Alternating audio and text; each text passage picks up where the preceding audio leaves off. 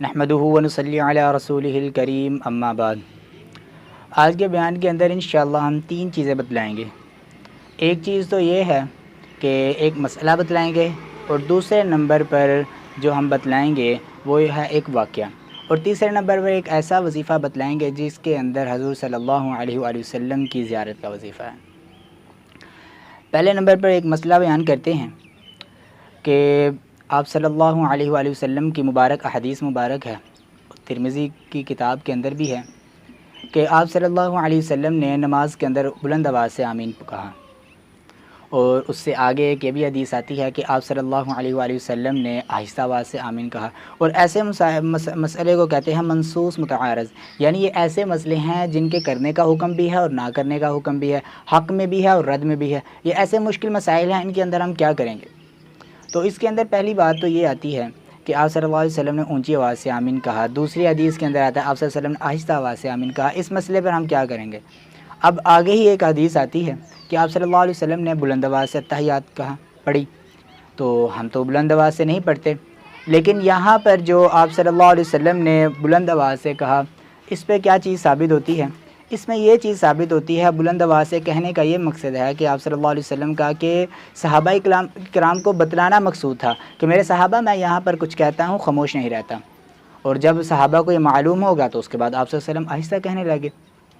تو اسی طرح اتحیات جو ہے وہ بلند آواز سے پڑھی، اس غرض سے، سکھانے کی غرض سے، میرے صحابہ میں یہاں پر کچھ پڑھتا ہوں خاموش نہیں رہتا۔ جب صحابہ کو علم ہو گیا تو آپ صلی اللہ علیہ وسلم آہستہ آواز سے پڑھنے لگ گئے۔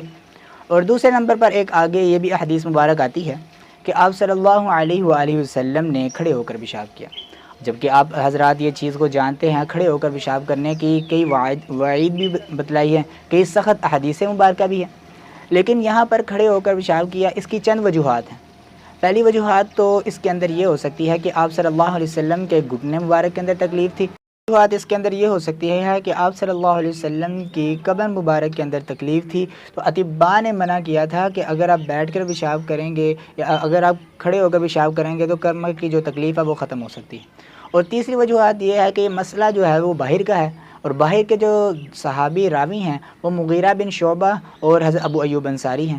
یہ باہر کے صحابہ سے راوی ہے، وہ کہتے ہیں کہ یا تو اس کے اندر یہ وجوہات ہو سکتی ہے آپ صلی اللہ علیہ وسلم نے کھڑے ہو کر پیشاب اس لیے کیا، باہر کیونکہ جگہ گندی تھی، اگر بیٹھ کر پیشاب کرتے تو کپڑوں کے ملوث ہو جانے کا خطرہ تھا، اس لیے آپ صلی اللہ علیہ وسلم نے کھڑے ہو کر کیا۔ تو اب یہاں پر یہ مسئلہ باہر کا تھا، اور گھر کا جو مسئلہ تھا وہ اما عائشہ رضی اللہ تعالیٰ عنہ، انہوں نے اس مسئلے کی یہ وضاحت فرمائی ہے کہ آپ صلی اللہ علیہ وآلہ وسلم نے ہمیشہ بیٹھ کر پیشاب کیا، اور جو کھڑے ہو کر کیا وہ کسی ایمرجنسی کی صورت میں کیا تھا۔ تو جو ایمرجنسی کی صورت میں کیا، لیکن اکثر جو آپ صلی اللہ علیہ وسلم کی عادت مبارکہ تھی وہ تھی بیٹھ کر پیشاب کرنے کی۔ اور اب یہاں پر ہمارا یہ مسئلہ مکمل ہوتا ہے۔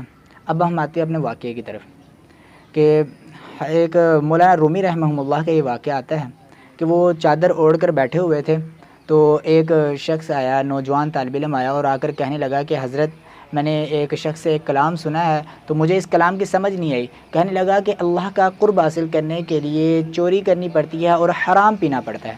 کہتے ہیں یہ جو ایسا کلام ہے یہ تو اللہ کے قرب حاصل ہونے کا نہیں بلکہ اللہ سے دور کرنے کا یہ کلام۔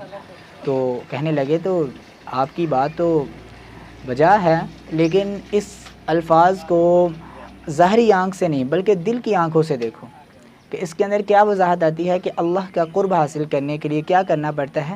چوری کرنی پڑتی ہے۔ اب سنو اس کی بات کیا ہے۔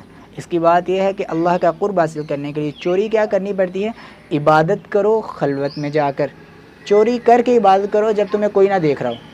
تو پھر وہ جو نوجوان طالب علم تھا وہ آیا تھا، وہ کہنے لگا تو اس کا مطلب حضرت یہ ہے کہ یہ جو عبادت ہے یہ چوری کرنا یہ ریا سے بچاتی ہے۔ حضرت نے فرمایا جی بالکل۔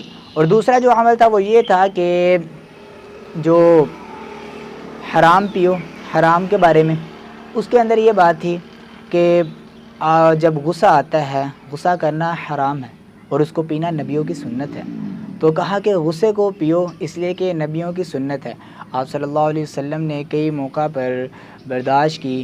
آپ طائف کا واقعہ جانتے ہیں کہ آپ صلی اللہ علیہ وآلہ وسلم کے جو پاؤں مبارک تھے وہ لہو لہان ہو گئے تھے۔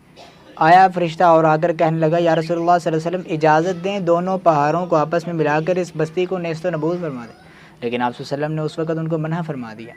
تو اس وجہ سے غصہ جو ہے یہ حرام ہے، لیکن اس کو پینا نبیوں کی سنت ہے. اب آتے ہیں اپنے آخری مسئلے کی طرف. آخری مسئلہ یہ ہے کہ آپ صلی اللہ علیہ وسلم کی زیارت کرنا خواب میں ہر مسلمان کا شوق ہے. کون شخص چاہتا ہے کہ اس کو خواب میں آپ صلی اللہ علیہ وسلم کی زیارت نہ ہو؟ لیکن یہاں پر ایک بات آتی ہے کہ حضرت انور شاہ کشمیری رحمہ اللہ تعالیٰ کو خواب میں اکثر آپ صلی اللہ علیہ وآلہ وسلم کی زیارت ہوا کرتی تھی. تو کسی نے حضرت سے پوچھا کہ حضرت اس کی کیا وجہ ہے کہ آپ کو آپ صلی اللہ علیہ وسلم کی زیارت ہوتی ہے، ہمیں بھی کوئی ایسا وظیفہ بتلا دیں. حضرت نے کوئی لمبا چوڑا وظیفہ نہیں بتلایا، بلکہ مختصر سا وظیفہ بتلایا. کہا کہ آپ دن کے وقت آپ صلی اللہ علیہ وسلم کو یاد رکھیں، آپ صلی اللہ علیہ وسلم رات کو آپ کو یاد رکھیں.